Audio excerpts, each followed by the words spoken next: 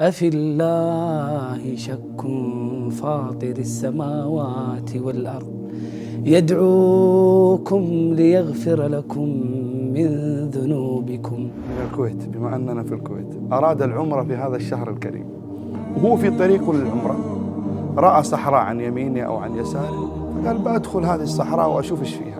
دخل الصحراء، وأثناء ما هو في الصحراء أراد أن يعود إلى الطريق الرئيس فما استطاع، تاه في هذه الصحراء.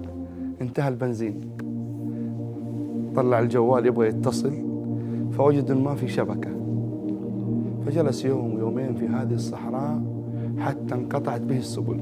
بعد 3 أيام انتهى الشراب والطعام الذي مع هذا الرجل، حتى أوشك على الهلاك.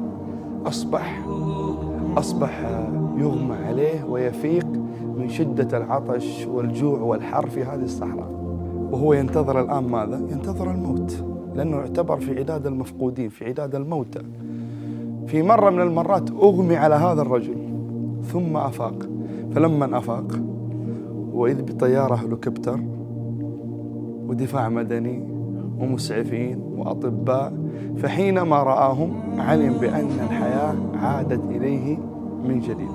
في أحد منا يستطيع أن يصف فرحة هذا الرجل بهذه الطائرة وبالمسعفين والدفاع المدني؟ أحد يقدر يوصف فرحته؟ فرحة عظيمة. رجل كان ميت وعادت إليه الحياة من جديد. هل يستطيع أحد أن يصف فرحته؟ مستحيل. الله سبحانه وتعالى أشد فرحا بتوبة عبده من هذا الرجل الذي فرح بالدفاع المدني بالطيران.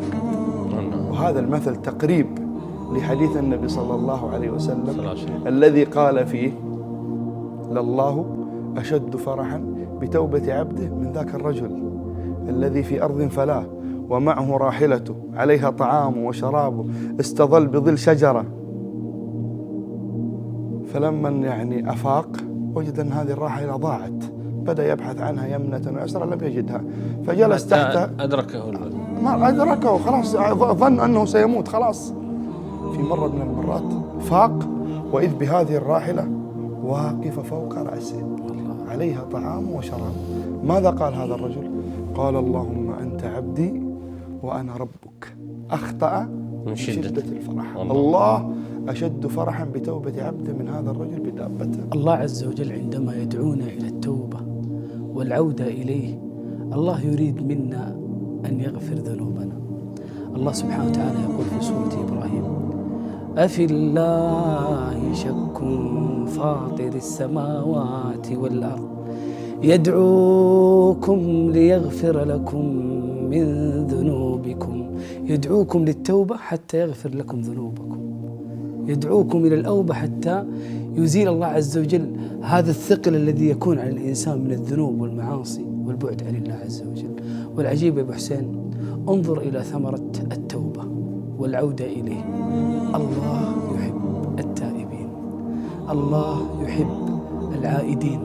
الله سبحانه وتعالى يقول: إن الله يحب التوابين ويحب المتطهرين.